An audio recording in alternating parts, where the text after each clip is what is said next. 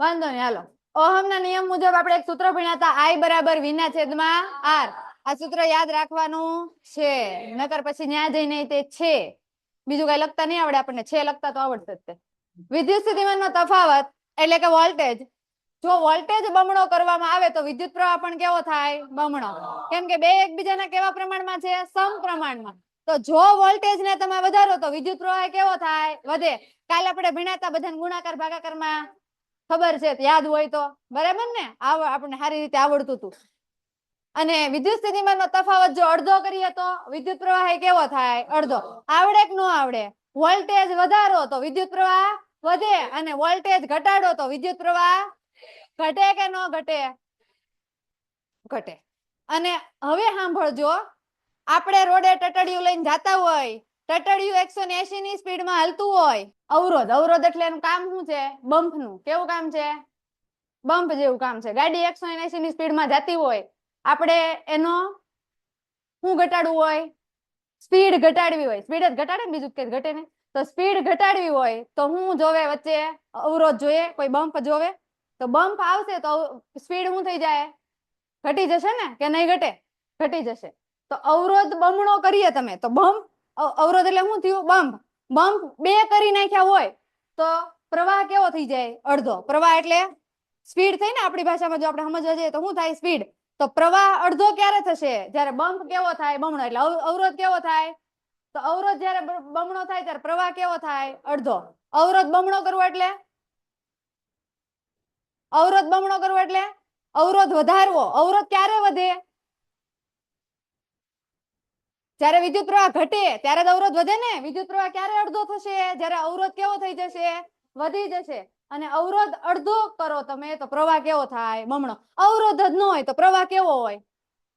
બમણો હોય ને. વિદ્યુત પ્રવાહની વાત થાય છે, સ્પીડની વાત નથી થતી. વિદ્યુત પ્રવાહ વધે ક્યારે વધે?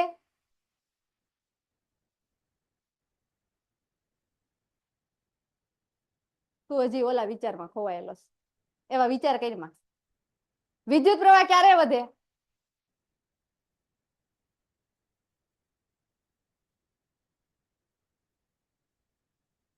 અવરોધ ઘટે. વિદ્યુત પ્રવાહ ક્યારે વધે? જ્યારે અવરોધ ઘટે. અને અવરોધ વધે તો વિદ્યુત પ્રવાહ કેવો થઈ જાય? અવરોધ વધે તો વિદ્યુત પ્રવાહ કેવો થાય? ઘટે. અને અવરોધ ઓછો થાય તો વિદ્યુત પ્રવાહ વધે. ખબર પડી કે ન પડી? આપણે એક ગાડીનું નામ યાદ રાખવાનું, સ્પીડમાં જતા હોય બમ્પ આવે, બમ્પ એટલે અવરોધ. અવરોધ આવે તો સ્પીડ કેવી થઈ જાય? ઘટી જાય. અને અવરોધ ઓછો હોય તો સ્પીડ કેવી હોય? વધારે હોય. અહીંયા એવું જ થાય. જો અવરોધ વધારે કરવામાં આવે, ડબલ કરવામાં આવે તો પ્રવાહ કેવો થઈ જાય? અડધો. અને અવરોધ અડધો કરવામાં આવે તો પ્રવાહ કેવો થઈ જાય? ખબર પડી કે ન પડી? સમજાણું કે નહીં સમજાણું? વાહકમાંથી વહેતા વિદ્યુત પ્રવાહનું મૂલ્ય બે બાબતો ઉપર આધાર રાખે. આ બે બાબતો તમને અલગથી પૂછાય, આ તો આપણને સમજાવવા માટે આપેલી છે. બે બાબતો મેઇન.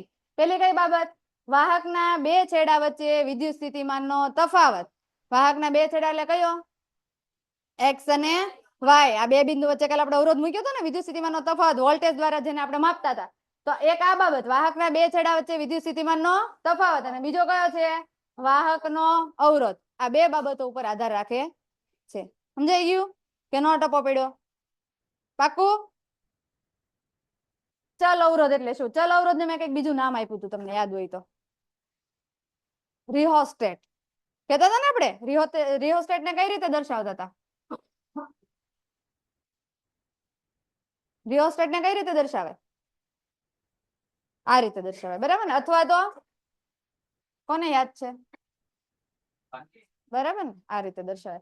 ચલ અવરોધ કયો કે રિહોસ્ટેટ કયો, બે સરખું. એનું કામ શું? વાહકના બે છેડા વચ્ચે વોલ્ટેજ બદલ્યા સિવાય, તમારે વોલ્ટેજ ને વધારવાનો નથી અને ઘટાડવાનો પણ નથી. આ બદલ્યા સિવાય તેમાંથી વહેતો વિદ્યુત પ્રવાહ નિયંત્રિત કરવા માટે વપરાતા વિદ્યુત ઘટકને ચલ અવરોધ કહેવામાં આવે છે. એને તમારે વોલ્ટેજ વધારવાનો નથી અને ઘટાડવાનો નથી, પણ કોને મૂકી દેવાનું વચ્ચે? રિહોસ્ટેટ અથવા તો ચલ અવરોધ. આ બે માંથી એકને મૂકી દેવાનું છે એટલે ઓટોમેટિક વિદ્યુત પ્રવાહ કેવો થઈ જશે? ઘટી જશે. કેવો થઈ જશે? ઘટી જશે. તો યાદ રાખો, વાહકના બે છેડા વચ્ચે વોલ્ટેજ બદલ્યા વગર તેમાંથી વહેતો વિદ્યુત પ્રવાહ નિયંત્રિત કરવાનો છે. જો વધારે પડતો વોલ્ટેજ આવી જાય તો અવરોધનું કામ ખબર પડી ગઈ? અવરોધ હશે તો વોલ્ટેજ છે નિયંત્રિત થઈને જ આગળ જશે. જો અવરોધ નહીં હોય તો તો વધારે પડતો વોલ્ટેજ વયો જાય ને, વધારે પડતો વોલ્ટેજ વયો જાય થાય હું આમાં વધારે આવે તો શું થાય? શોર્ટ સર્કિટ થાય અથવા તો ઉડી જાય, બળી જાય, આવી બધી સંભાવના ઘણી બધી રે. તો કોઈ પણ સાધન છે અથવા તો તંત્ર છે બળે નહીં અથવા તો આવું ન થાય એના માટે થઈને શું જરૂરી છે? રિહોસ્ટેટ અથવા તો ચલ અવરોધ. ચલ અવરોધ અને રિહોસ્ટેટ બે એક જ થાય છે. રિહોસ્ટેટ એનું ઉદાહરણ છે. હાલો ક્લિયર? બધાને ખબર પડી ગઈ? મેં તમને કાલે કીધું હતું કે આગળ આવશે, પણ હું આજ બોલી હતી કે નિયંત્રિત કરવામાં આવે એટલે વચ્ચે ખાલી મૂકવામાં આવે કે જેથી કરીને વોલ્ટેજ અથવા તો વિદ્યુત પ્રવાહ શું થઈ જાય? નિયંત્રિત. શું થાય માહિત? ટોલા કેમ ખંજવાળે? તું તે વાહકમાં અવરોધનું કારણ સમજાવો. સુવાહક અને અવાહક વચ્ચેનો ભેદ જણાવો. હેલામ હેલો પ્રશ્ન. સુવાહક કોને કહેવાય ને અવાહક કોને કહેવાય? સારા વાહક હોય ને સુવાહક કહેવાય કાબરબેન. સારા વાહક ન હોય એને શું કહેવાય? અવાહક કહેવાય. વાહકના અવરોધનું કારણ શું? એ કે નો મૂકે થાય શું? રોડે કે બમ્પ જ ન આવતો હોય તો હે થાય શું? ગમે ત્યારે ગમે ત્યાં ગમે ભટકાઈ જાય ને થાય ને. બસ તો અહીંયા એવું જ થાય. આપણે આમાં ભટકાય નહીં કોઈ, પણ કાં તો પંખા બંખા ઉડી જાય, મહિના એકાદો ઉડી ગયો હોય, બરાબર ને? એવું ન થાય એટલા માટે થઈને આ મૂકવામાં આવે.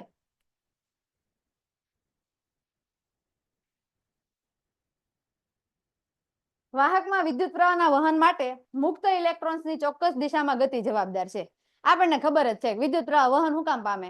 ઇલેક્ટ્રોન દોડતા હોય તો. એ નો દોડે તો વહન પામે? એ બેઠા હોય તો વહન પામે? એ બેઠા ક્યારે હોય? જ્યારે સ્વિચ કેવી હોય? બંધ હોય. એ ચાલુ ક્યારે દોડવાનું ચાલુ કરે? સ્વિચ કેવી થઈ જાય? ઓન કરીએ અથવા તો ચાલુ કરીએ ત્યારે. અને એ પાછી એની દિશા ચોક્કસ દિશામાં જ ગતિ થવી જોઈએ. એક આમ ને એક આમ એમ થાય તો ગાડી દોડે નહીં, તો વિદ્યુત પ્રવાહનું વહન થાય નહીં. એની ચોક્કસ દિશા જવાબદાર છે દેવજાણી. ઠંડી લાગે?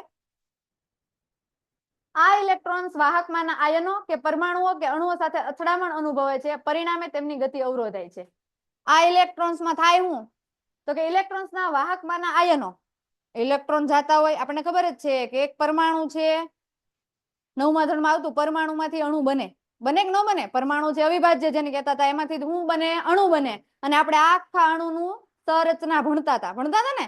એમાં પ્રોટોન પણ હોય, ન્યુટ્રોન પણ હોય, ઇલેક્ટ્રોન પણ હોય.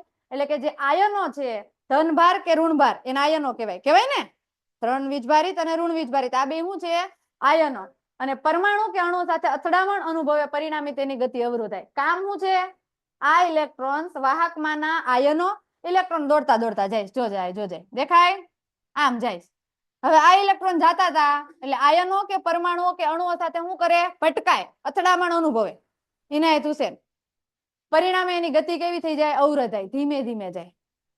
અને આમ વાહકના વિદ્યુત પ્રવાહનો વિરોધ થાય છે, અને વિરોધના કારણે એમાં શું ઉત્પન્ન થાય? અવરોધ. તો તમને ખબર પડી રિહોસ્ટેટ મૂક્યું એનું કામ શું? એ શું કરે છે? આયનો, અણુઓ અથવા તો પરમાણુઓ કોની યાર ભટકાય છે? ઇલેક્ટ્રોન સાથે ભટકાય છે. એટલે ધીમે એની ગતિ કેવી થઈ જાય? ધીમી. કેવી થઈ જાય? ધીમી થઈ જશે. ધીમી થઈ જશે એટલે વિદ્યુત પ્રવાહ કેવો પસાર થશે? ઓછો પસાર થશે. અને એના કારણે કોણ ઉત્પન્ન થશે? અવરોધ આર. અને યાદ રાખો, તાંબુ, એલ્યુમિનિયમ વગેરે સારા વાહકો છે. કેમ કે આપણને ખબર છે કે વિદ્યુત પ્રવાહ વહન કરવા માટે કયા તાર જરૂરી છે? તાંબુ અને એલ્યુમિનિયમ સારા વાહકો છે. એમાંથી સારું વિદ્યુત પ્રવાહનું વહન થાય. બીજા ઘણા બધામાંથી થાય છે, પણ એમાંથી સારું થતું નથી. એટલે આ સારા સુવાહકો છે અને વિદ્યુત પ્રવાહને ઓછા અવરોધે છે. એટલા બધા આયનો, પરમાણુ કે અણુઓ એને નડતા નથી, કેમ કે એની વચ્ચે હોય જ નહીં. આ અવરોધ છે એનું કામ તો મેં તમને અલગ કીધું કે આમાં અવરોધ નથી આવતું, પણ અવરોધનું કામ એ જ છે કે શું કરશે? ઇલેક્ટ્રોનની ગતિને નિયંત્રિત કરવાનું કામ. ટૂંકમાં ત્યાં આડા ભટકાઈને જ કરશે. પણ આમાં અવરોધનું કઈ કામ નથી. આમાં કોનું કામ છે? સારા વાહક ને સારા ન વાહક, એટલે કે અવાહક અને સુવાહક. તો સુવાહક ની અંદર વચ્ચે કોઈ ભટકાતું નથી. કોણ નથી ભટકાતું? અણુ, પરમાણુ અને આયનો અથડાશે નહીં. કોની સાથે નહીં અથડાય? ઇલેક્ટ્રોન સાથે.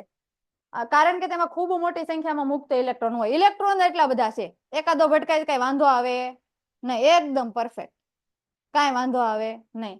અને આમ અવાહકમાં મુક્ત ઇલેક્ટ્રોન્સ ન હોવાથી તેના બે છેડા વચ્ચે વોલ્ટેજ લાગુ પાડવા છતાં તેમાંથી વિદ્યુત પ્રવાહ વહેતો નથી. અવાહક એટલે વિદ્યુતનું વહન ન કરી શકાય. રબર માંથી કરી શકાય? પ્લાસ્ટિક માંથી કરી શકાય? એ બધા અવાહક છે, કારણ કે એમાં ઇલેક્ટ્રોન છે જ નહીં.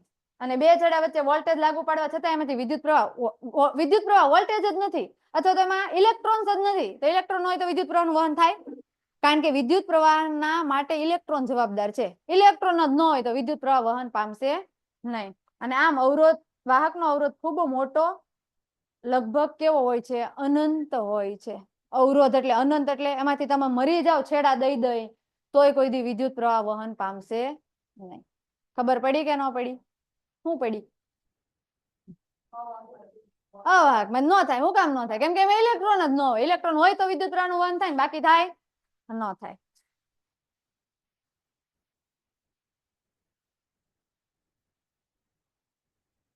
આ જતું કે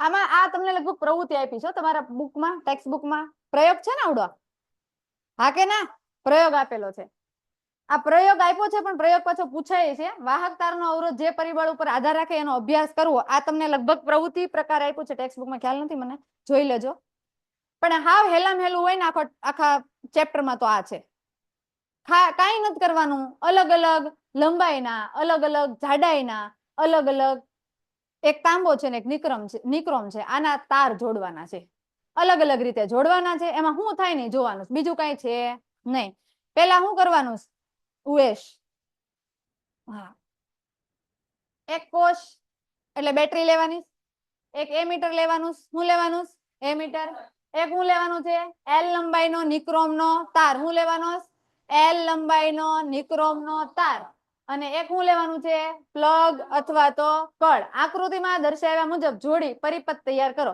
અહીંયા આપણને આખી આકૃતિ આપીશ એક હું આપી બેટરી એક હું આપ્યું એમીટર એક હું આપ્યું કળ અને આ હું આપ્યા બધા અલગ અલગ તાર ક્લિયર બધાને આટલું આપ્યું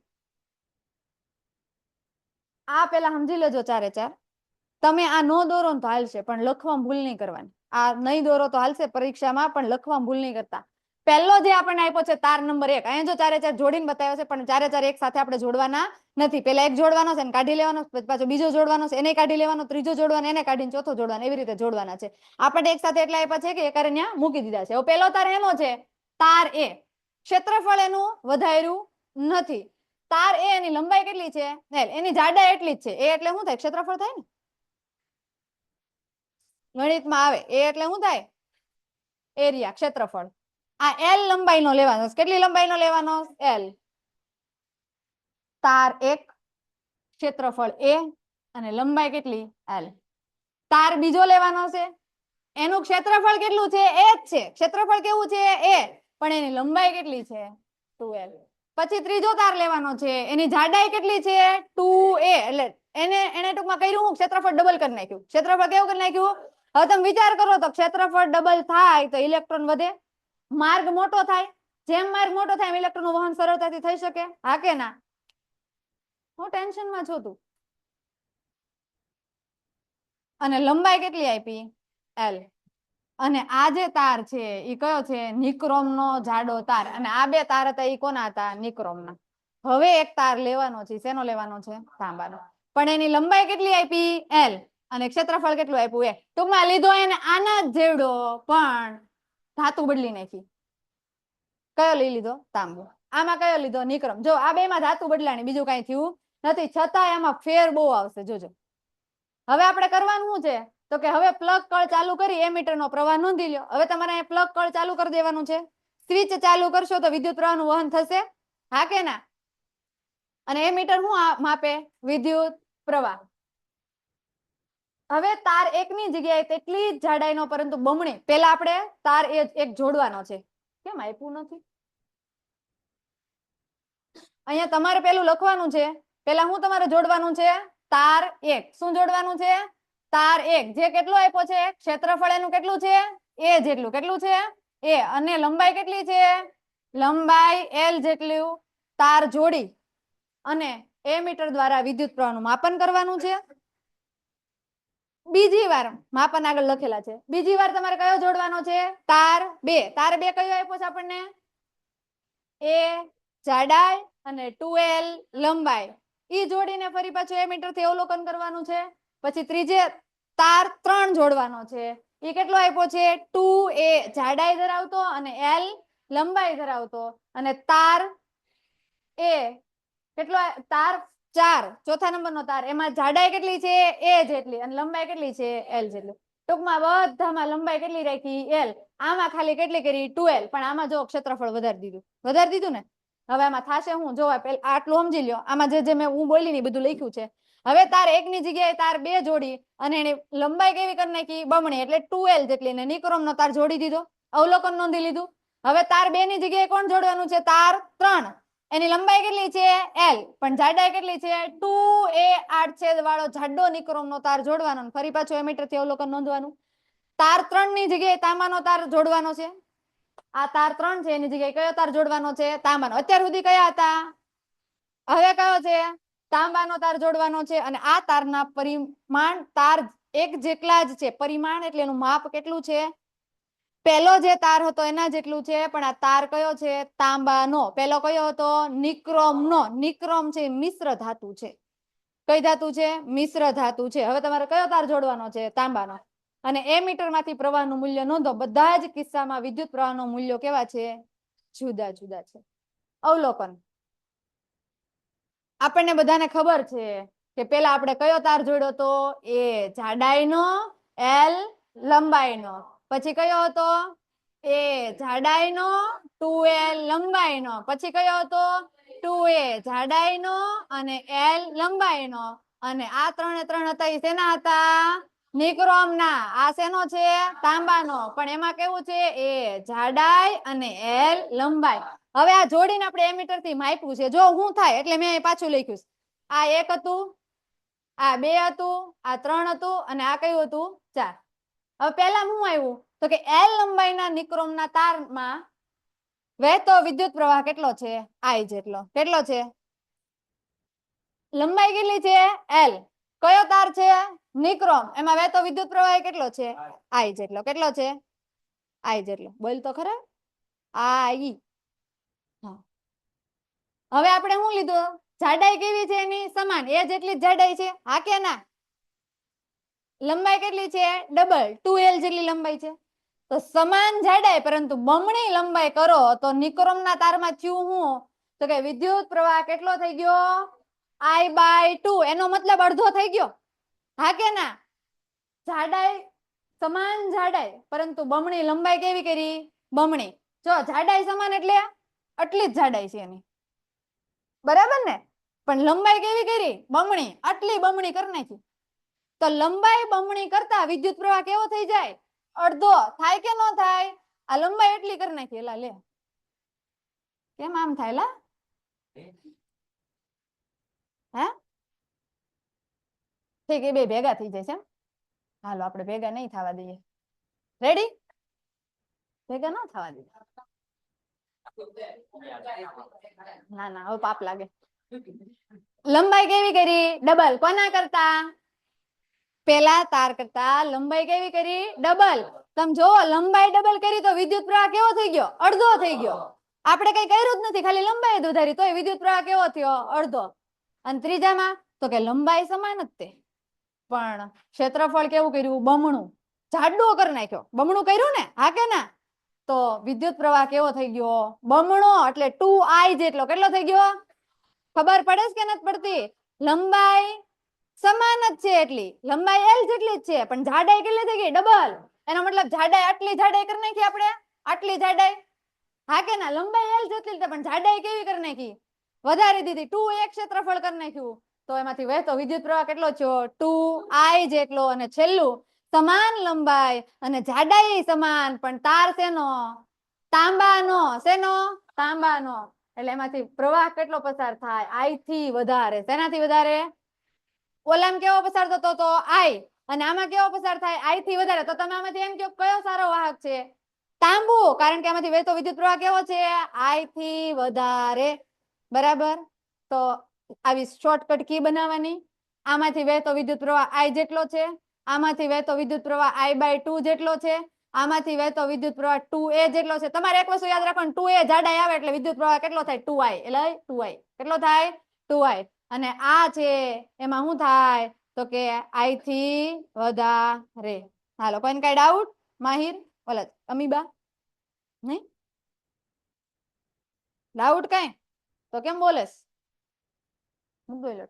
મારી ભૂલ લે નિર્ણય છેલ્લે હું લેશું કઈક બરાબર ને વાહક નો અવરોધ તેની લંબાઈ ઉપર આધાર રાખે આપણને ખબર પડી ગઈ પેલામાં L લંબાઈ હતી તો વિદ્યુત પ્રવાહ I હતો મારી બેટી લંબાઈ વધારી તો વિદ્યુત પ્રવાહ અડધો થઈ ગયો તો વાહકમાં જે અવરોધ છે કોના ઉપર આધાર રાખે લંબાઈ ઉપર આધાર રાખે ખબર પડી કે ન પડી આના ઉપરથી પ્રયોગ ઉપરથી કે આમાંથી જે વાહકમાંથી પસાર થતો વિદ્યુત પ્રવાહ છે એમાં જે અવરોધ ઉત્પન્ન થાય છે એના ઉપર આધાર રાખે છે લંબાઈ ઉપર અહીં તારનો અવરોધ R તેની લંબાઈ L ના સમપ્રમાણમાં છે એટલે તમે અવરોધ વધારો લંબાઈ વધારો તો અવરોધય વધે એને એવું કીધું ને લંબાઈ તમે વધારી દીધી તો અવરોધ કેવો થઈ ગયો વધી ગયો ને તો R ચલે છે L નોટ I R ચલે છે L એને શું કીધું લંબાઈ વધારો તો અવરોધ પણ વધે એનો મતલબ કે R અવરોધ અને L છે એમાં છે સમપ્રમાણમાં છે એમાં છે સમપ્રમાણમાં છે અને વાહકનો અવરોધ તેના આડછેદના ક્ષેત્રફળ પર આધાર રાખે કોના ક્ષેત્રફળ ઉપર આધાર રાખે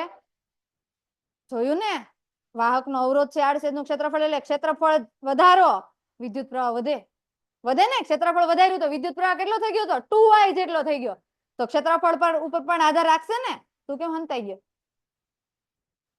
અને અહીં તારનો અવરોધ R તેના આડછેદના ક્ષેત્રફળના વ્યસ્ત પ્રમાણમાં છે હવે આ એક વસ્તુ યાદ રાખવાની છે અહીં અવરોધ R તેના આડછેદના ક્ષેત્રફળના વ્યસ્ત પ્રમાણમાં છે એટલે કે અવરોધ R એ કોના આડછેદના ક્ષેત્રફળના કેવા પ્રમાણમાં છે વ્યસ્ત પ્રમાણમાં હોય છે તો R ચલે છે 1/a યાદ રાખજો R ચલે છે L લંબાઈ વધારો એમ અવરોધ વધે અને બીજું હું તમને કીધું કે તમે અવરોધ વધારો એમ ક્ષેત્રફળ ઘટાડો એમ અવરોધ કેવો થાય ઓછો જ હોય ને ક્ષેત્રફળ ઓછું તો અવરોધ ઓછો હું જેમ બોલું ને એમ બોલશે અવરોધ વધારે એમ ક્ષેત્રફળ ઓછું જ ન કરવાનું હોય ક્ષેત્રફળ પહેલા આપ્યું હોય પછી અવરોધ ઉત્પન્ન થાય બરાબર તો ક્ષેત્રફળ કેવું હોય અડધું ત્યારે અવરોધ એના સમપ્રમાણમાં હશે હા કે ના આપણે એવું જ કીધું છે વ્યસ્ત પ્રમાણ એટલે થાય હું ક્ષેત્રફળ અડધું હોય ત્યારે અવરોધ કેવો હોય વધારે અને ક્ષેત્રફળ તમે વધારો તો અવરોધ કેવો થાય ઓછો થાય અને તાંબુ અને નિક્રોમ કરતા સારું સુવાહક છે અને નો આવે તાંબુ એ નિક્રોમ કરતા સારું વાહક છે તાંબુ સારું વાહક છે ને નિક્રોમ કરતા કારણ કે નિક્રોમનો L લંબાઈનો તાર લીધો તો એમાંથી I વિદ્યુત પ્રવાહ પસાર થતો હતો જ્યારે આપણે તાંબાનો તાર લીધો તો એમાંથી I કરતા વધારે પસાર થતો હતો અને આમ વાહકનો અવરોધ તેના દ્રવ્યના પ્રકારની જાત ઉપર પણ આધાર રાખે છે તો જુઓ છે એના દ્રવ્યના પ્રકાર ઉપર આધાર રાખે છે નિક્રોમ છે એક પ્રકાર છે દ્રવ્યનો પ્રકાર છે અને તાંબુ પણ શું છે દ્રવ્યનો પ્રકાર છે ટૂંકમાં વાહક તારનો અવરોધ તેની લંબાઈ તેના આડછેદનું ક્ષેત્રફળ અને દ્રવ્યની જાત ઉપર આધાર રાખે છે આ ત્રણ વસ્તુ જોઈ લો સુવાહક અને અવાહક દ્રવ્ય વિશે ખબર પડી ગઈ તો તાર વિશે ખબર પડી જાય સુવાહક દ્રવ્યનો મતલબ એમાંથી વિદ્યુત પ્રવાહ કેવો પસાર થાય સારો અને અવાહક એટલે એમાંથી વિદ્યુત પ્રવાહ કેવો પસાર જ ન થાય કેમ કે એમાં ઇલેક્ટ્રોન હોય નહીં સુવાહક તાર અને અવરોધક તાર અને અવરોધક બનાવવા માટે વપરાતા દ્રવ્યોના નામ આપો અવરોધક બનાવવા માટે કેવું વપરાય કે જેમાં ઇલેક્ટ્રોનનું વહન થઈ શકતું ન હોય આખા ગામને ખબર હોય કે ન હોય હમણાં વયા જાઓ મરી જાય બિચારા ઠંડીના સુવાહક એટલે વિદ્યુતના વહન માટે વપરાતા તાર તાંબુ કે એલ્યુમિનિયમ જેવી ધાતુમાંથી બનાવવામાં આવે આ જે પણ આપણે વાયરિંગ આજુબાજુમાં જોઈએ છે એ બધા શું બને છે એ બધા શેમાંથી બને છે તાંબુ અથવા તો બીજું કોણ હોય એલ્યુમિનિયમ કોણ હોય એલ્યુમિનિયમ પિત્તળના વાયર આવ્યા કરે બોલો યાદ રાખો એક એક માર્કના પ્રશ્નો પૂછાય હોના આપણે લાવવાના છે અવરોધક તાર બનાવવા માટે કેવી ધાતુ વપરાય નિક્રોમ જેવી મિશ્ર ધાતુ વાપરવામાં આવે શું કામ વાપરી ખબર પડી કેમ કે આપણે નિક્રોમના તારમાંથી પસાર કર્યો તો વિદ્યુત પ્રવાહ તો I જેટલો થયો તો તાંબામાંથી પસાર કર્યો તો I કરતા કેવો થયો તો વધારે પસાર થયો તો I જેટલો પસાર થયો એનો મતલબ કે એમાં અવરોધ ક્યાંક ને ક્યાંક વચ્ચે વચ્ચે ઓલા અણુ પરમાણુ આયનો ભટકાતા હશે ને એટલા માટે તેને એમાંથી બનાવ્યો નિક્રોમમાંથી બનાવ્યો અવરોધક તાર અને સુવાહક તાર એમાંથી બનાવ્યો એલ્યુમિનિયમ અને તાંબુ એક એક માર્કમાં પૂછાય યાદ રાખજો તાંબાની જગ્યાએ તમને એક શબ્દ વાપરેલો હોય છે કોપર Cu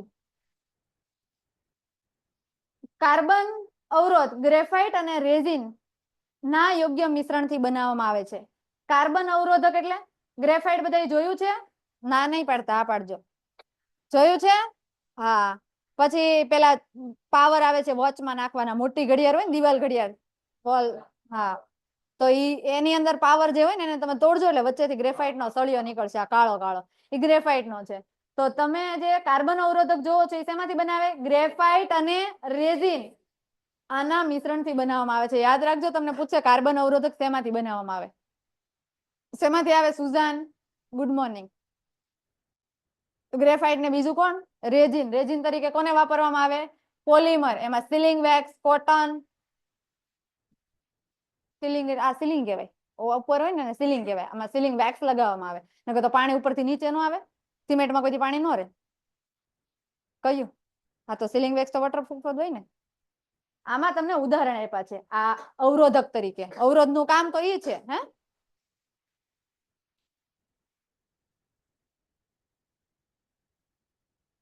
પેલા બને ને શરૂઆતમાં ત્યારે સૌથી પહેલી વાર સીલિંગ વેક્સ કરે, જેથી કરીને પાણી છે ઉપરથી નીચે ન આવે.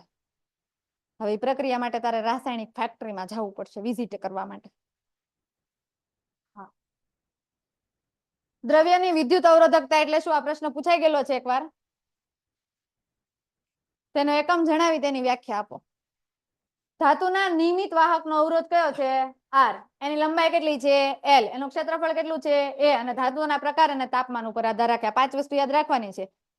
ધાતુના નિયમિત વાહકનો અવરોધ એટલે કે જે નિયમિત વિદ્યુત પ્રવાહનું વહન થાય છે એનો અવરોધ 5 બાબતો ઉપર આધાર રાખે છે. પહેલી બાબત કઈ છે?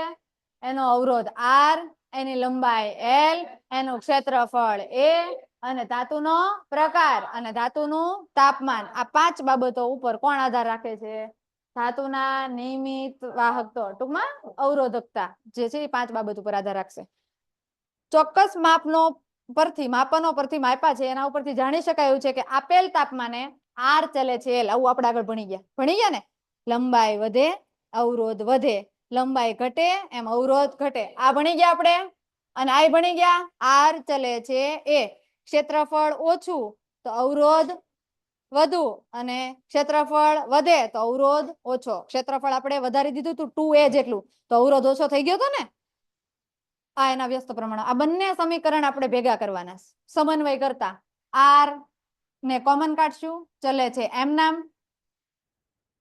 1 ગુણ્યા L. કેટલા આવશે? L ના છેદમાં 1 ગુણ્યા L તો L જ થાય ને કે 1 થાય? બરાબર ને ભાઈ? ચલે છે એ અચળાંક છે. શું છે? અચળાંક. કોનો અચળાંક છે? સમપ્રમાણતાનો અચળાંક છે. અહીંયા અવરોધકતાની નિશાની તરીકે આપણે રો ને યુઝ કરશું. કોને યુઝ કરશું? રો. રો એટલે ઊંધો પી. રો. હા, રો. તો R એમ નામ. આ 3 ટપકા શું દર્શાવે ખબર છે કોઈ? તેથી. કેવી ખબર પડે? ગણિતમાં જ આવે. તેથી R બરાબર અચળાંકની જગ્યાએ શું મૂકવાનું? રો. રો. રો ને રો. L ના છેદમાં A. તો અચળાંકના બદલે આપણે શું મૂક્યું? રો. તો R ચલે છે L ના છેદમાં A બરાબર R રો L ના છેદમાં A. હવે આ શું છે? આપેલું જ છે રો. સમપ્રમાણતા અચળાંક છે તેના વાહકના દ્રવ્યની વિદ્યુત અવરોધકતા કહે છે. પ્રશ્ન 1 માર્કમાં એમ પૂછાય, વાહકના દ્રવ્યની વિદ્યુત અવરોધકતાની સંજ્ઞા કઈ છે? રો. કઈ છે? રો. રો ને સૂત્રનો કરતા બનાવતા વચ્ચે છે ને, એને સૂત્રનો કરતા બનાવતા. આ રામ જશે, ઈ કોની હારે જોડાશે? એ આરે. કોની હારે જોડાશે? એ સાથે. અને નીચે કોણ આવશે? ઓકે, ખબર પડી કે ન પડી? ન પડી. આન ન પડે, પછી આને બહુ મોડી પડે. રો ને સૂત્રનો કરતા બનાવ્યો જો. આ રો છે એને સૂત્રનો કરતા બનાવ્યો. આ બે ના લગ્ન થયા. આ બે લગ્ન થયા એટલે અંશમાં આવ્યા R ના છેદમાં A. અને L ઉપર હતો એ ક્યાં આવ્યો? નીચે. તો રો બરાબર R ના છેદમાં L. રો નો SI એકમ જે આ રો છે, આ બધાના SI એકમ મૂકી દો એટલે R એટલે અવરોધ નો SI એકમ, A એટલે ક્ષેત્રફળ નો SI એકમ અને L એટલે લંબાઈ નો SI એકમ. આ બધાના SI એકમ મૂકી દો તમને કોનો SI એકમ મળે? રો નો. માહિર કોનો SI એકમ મળે? રો નો. શું લખે તું? ઠીક. અવરોધનો SI એકમ કયો છે? ઓમેગા, જેને આપણે ઓહમ કહીએ છીએ ને. ઓમેગા એનો સિમ્બોલ છે, ગ્રીક અક્ષર છે. ગુણ્યા આડછેદનું ક્ષેત્રફળ. ક્ષેત્રફળનો SI એકમ કયો છે? Metre square. ના છેદમાં લંબાઈનો SI એકમ કયો છે? મીટર. 1 મીટર ઉડી ગયા તો વધ્યો કોણ? Ohm metre. તો આપણને શું મળ્યું? Ohm metre. તો અહીંયા ઓહમ મીટર શું દર્શાવે છે? રો નો SI એકમ. કોનો SI એકમ?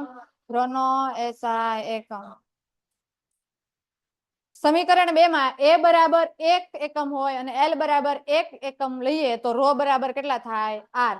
આપણે એવું કીધું કે સમીકરણ 1 ની અંદર તમે કિંમત મૂકી દો, રો બરાબર r એના છેદમાં l. એને એવું કીધું કે તમારે a બરાબર કેટલા મૂકવાના? 1. તો આપણે અહીંયા 1 મૂકશું ગુણ્યા એને બીજું શું કીધું? l બરાબર એ કેટલા મૂકવાના? 1. તો r એમ નામ અને રો બરાબર મૂકવાના કીધા. 1 1 ઉડી ગયા તો આવ્યા હું? રો બરાબર r. તો આપણને શું મળ્યું? રો બરાબર r. અને એકમ લંબાઈ અને એકમ આડછેદનું ક્ષેત્રફળ ધરાવતા વાહકના અવરોધને વાહકના દ્રવ્યની વિદ્યુત અવરોધકતા કહે છે. તો વિદ્યુત અવરોધકતાને શું કહેતા હતા આપણે?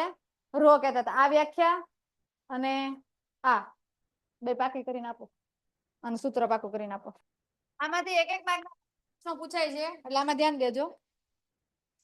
નીચેના વિધાનને ટૂંકમાં સમજાવો. આમાં એક એક માર્કના વધારે પૂછાય એવા પ્રશ્નો છે. ધાતુઓ અને મિશ્ર ધાતુઓની અવરોધકતાનો ગાળો 10⁻8 ઓહમ થી લઈને 10⁻6 ઓહમ જેટલો છે. 1 માર્કનો પ્રશ્ન છે. હા, ઓહમ મીટર સંજ્ઞા લગાડી દેવાય. ધાતુ અને મિશ્ર ધાતુની અવરોધકતા. ધાતુ લ્યો કે મિશ્ર ધાતુ લ્યો, એની અવરોધકતાનો ગાળો કેટલો આપ્યો છે? આની વચ્ચેનો ગાળો હોય કેટલો હોય? 10⁻8 ઓહમ મીટર થી લઈને 10⁻6 ઓહમ મીટર. અર્થાત તેની અવરોધકતા કેવી હોય? ખૂબ જ ઓછી છે. કોની? ધાતુ અને મિશ્ર ધાતુની. વિદ્યુતના સારા વાહકોની અવરોધકતા કેવી છે? ઓછી. ઓછી જ હોય ને. સારા વાહકો એમાં અવરોધ કેવા આવે? ઓછા આવે. એમાં આયનો કેવા ભટકાય? ઓછા ભટકાય. અને મંદ વાહકોની અવરોધકતા કેવી હોય? ખૂબ ઊંચી. આવડે કે ન આવડે? 1 માર્કમાં પ્રશ્ન પૂછાય છે કે સારા વાહકની અવરોધકતા વધારે હોય કે મંદ વાહકની? મંદ વાહકની. મંદ હોય અને અવરોધકતા કેવી હોય? વધારે. સારા હોય એની કેવી હોય? ખૂબ ઓછી. મંદ હોય એની કેવી હોય? ખૂબ વધારે. રબરભાઈ, કાચબેન જેવા અવાહકોની અવરોધકતા કેવી છે? ખૂબ ઊંચી. રબરમાંથી કોઈ દી વિદ્યુત પ્રવાહ વહન પામે? કાચમાંથી કોઈ દી વિદ્યુત પ્રવાહ વહન પામે નહીં. ઓકે. તો એની અવરોધકતા આશરે કેટલી છે? 10⁻12 ઓહમ મીટર થી લઈને 10⁻17 ઓહમ મીટર ના ક્રમની હોય છે. કેટલા ક્રમની હોય? 10⁻12 ઓહમ મીટર થી લઈને 10 ખાતું યાદ રાખજો, બીજું કઈ નહીં. ખૂબ ઊંચી છે એટલે ધનમાં આપેલી છે. નીચી હોય તો માઇનસમાં આપેલી હોય. બરાબર ને? આમાં નીચી હતી તો માઇનસ આપી. આમાં કેવી આપી? તાંબુ અને એલ્યુમિનિયમ આ બહુ સારા વાહકો છે ને? હા કે ના? કોમામાં ખૂબ ઓછી છે. 10⁻8 ઓહમ ના ક્રમની હોય છે. આ એક માર્કમાં પ્રશ્ન પૂછાઈ ગયેલો છે. તાંબુ અને એલ્યુમિનિયમ છે, એની અવરોધકતા કેવી છે? ખૂબ ઓછી. એમાંથી વિદ્યુત પ્રવાહ બહુ સારા એવા પ્રમાણમાં વહન પામે એટલે અવરોધ ઓછો છે. અને કેટલો છે? 10⁻8 ઓહમ મીટર. તેથી તેનો વિદ્યુતના ખૂબ સારા વાહકો હોય છે. વિદ્યુતના કેવા વાહકો છે? સારા વાહક. એ આપણને ખબર છે પહેલેથી. મિશ્ર ધાતુઓની અવરોધકતા તેમને જેમાંથી બનાવવામાં આવે છે. મિશ્ર ધાતુ એટલે કોઈ બે ધાતુને ભેગા કરીને બનાવશે તેવા શુદ્ધ ધાતુઓની અવરોધકતાની સરખામણીમાં ઊંચી હોય છે. એ તો આપણને ખબર પડે ને કે શુદ્ધ ધાતુમાં વિદ્યુત પ્રવાહનું વહન સારી રીતે થશે. જ્યારે મિશ્ર ધાતુ હોય એમાં વિદ્યુત પ્રવાહનું વહન કેવું થશે? ઓછું થશે ને. શુદ્ધ ધાતુ કરતા મિશ્ર ધાતુમાં કેવું થાય? ઓછું થાય. એટલે એમાં વિદ્યુત અવરોધકતા કેવી હશે? વધારે. કોના કરતા વધારે છે? શુદ્ધ ધાતુ કરતા આમાં અવરોધકતા કેવી હોય? વધારે. કારણ કે એ કઈ ધાતુ છે? મિશ્ર ધાતુ. એટલે એમાં વિદ્યુત પ્રવાહનું વહન સારી રીતે થઈ શકે નહીં. અને એટલા માટે તમને કીધું છે 10⁻6 ઓહમ ની હશે. ઉપરાંત મિશ્ર ધાતુ ઉચ્ચ તાપમાને ત્વરિત ઓક્સિડાઇઝ એટલે કે દહન થતી નથી. યાદ રાખો, મિશ્ર ધાતુ ગમે એટલું ઊંચું તાપમાન હોય તરત જ ઈ સળગી જશે નહીં. શું કામ? શું કામ? કારણ કે મિશ્ર ધાતુ છે અને ઓલી શુદ્ધ ધાતુ છે. તમને ખબર છે લોખંડ છે ને, એને તમે સળગાવો તો સળગે છે, ઓગળે છે ને, પીગળે છે ને. સ્ટીલ ને પીગાળજો તો સ્ટીલ છે એ મિશ્ર ધાતુ છે. જ્યારે લોખંડ છે શુદ્ધ લોખંડ છે. શુદ્ધ લોખંડ નરમ હોય. આપણે જે લોખંડ વાપરીએ છીએ એ મિશ્ર ધાતુનું છે, એટલે કે મિશ્ર બનાવેલું છે એમાં. તો એ જે લોખંડ છે એને તમે ઓગાળો તો એ ઓગળી શકે છે કારણ કે શુદ્ધ ધાતુ છે, પણ તમે સ્ટીલને ઓગાળજો એ નહીં ઓગળે કારણ કે મિશ્ર ધાતુ છે. તો યાદ રાખો, થેન્ક યુ. શુદ્ધ ધાતુ, ઓકે. છેલ્લો પોઈન્ટ, ઓક્સિડાઇઝ થતી નથી. ઓક્સિડાઇઝ થવું એનો મતલબ દહન નથી થતી. ઓક્સિજન હાજર હોય તો જ એ દહન પામે, એટલા માટે શબ્દ વાપર્યો ઓક્સિડાઇઝ. આ કારણથી તેનો ઉપયોગ વિદ્યુતના ઉષ્મામાં રૂપાંતરણ કરતા સાધનો બનાવવા માટે થાય છે, જેવા કે ઇસ્ત્રી, હીટર, ટોસ્ટર. આ બધા સાધનો તમે જોયેલા છે, જોયા છે ને. કોઈ દી વિદ્યુત પ્રવાહનું વહન થાય, હળગવા માંડ્યું કઈ હે, અને એવો જ આપણે છેડો તમને ખબર છે સગડીનો. અત્યારે ઓલી સગડી આવે, બાકી પેલા બીજી ઓલી ગોળ ગોળ વાળી આવતી, લાલ થતી એકદમ. તો વિદ્યુત પ્રવાહના કારણે જ તેમાં ઉષ્મા ઉત્પન્ન થતી. તો કોઈ દી હીટરમાં ઉષ્મા ઉત્પન્ન થઈ, ભડકો થયો કોઈ દી નહીં. ઇસ્ત્રીમાં થયો ક્યારે ભડકો? નહીં. શું કામ? કારણ કે એ મિશ્ર ધાતુ છે, એ ક્યારે ઓગળતી નથી. એનો ઉપયોગ માત્ર ને માત્ર શેમાં થાય છે? ઉષ્મામાં રૂપાંતરણ કરતા સાધનોમાં થાય, જેવા સાધનો તમને અહીંયા આપેલા છે. આના આધારે એક પ્રશ્ન પૂછાય છે, 1 માર્કનો પૂછાય છે અને મોટો પ્રશ્ન પૂછાય. આ 3 પોઈન્ટ યાદ રાખી લો, પછી લેક્ચર પૂરો. દ્રવ્યની અવરોધકતા કયા કયા પરિબળ ઉપર આધાર રાખે, જે આપણે પ્રવૃત્તિના આધાર ભણી ગયા? હા, કર દો, બધું કર દો તમને. દ્રવ્યની અવરોધકતા 3 પરિબળ ઉપર આધાર રાખે. પહેલી કઈ છે? દ્રવ્યની જાત અથવા દ્રવ્યનો પ્રકાર. જો દ્રવ્યની જાત મિશ્ર હશે તો વિદ્યુત પ્રવાહ કેવો વહન પામશે? ઓછો. અવરોધકતા કેવી હશે? વધારે. આપણે એમ જ કીધું ને, અવરોધકતા કોના ઉપર આધાર રાખે? તો કે જો મિશ્ર ધાતુ હશે તો અવરોધકતા કેવી હશે? વધારે. ને શુદ્ધ ધાતુ હશે તો અવરોધકતા કેવી હશે? ઓછી. દ્રવ્યના તાપમાન ઉપર, તાપમાન કેવું છે દ્રવ્યનું, એના ઉપર આધાર રાખશે. અને ત્રીજું, અમુક અંશે તેના પર લાગતા દબાણ ઉપર પણ આધાર રાખે છે. આની બેની પ્રવૃત્તિ આપણને નથી આપી, આપણને આની એકની પ્રવૃત્તિ આપી છે. પણ આ 3 પરિબળો છે, આ 3 પરિબળોના આધારે એની અવરોધકતા નક્કી કરવામાં આવતી હોય છે. બરાબર, અહીંયા સુધી રાખીએ છીએ.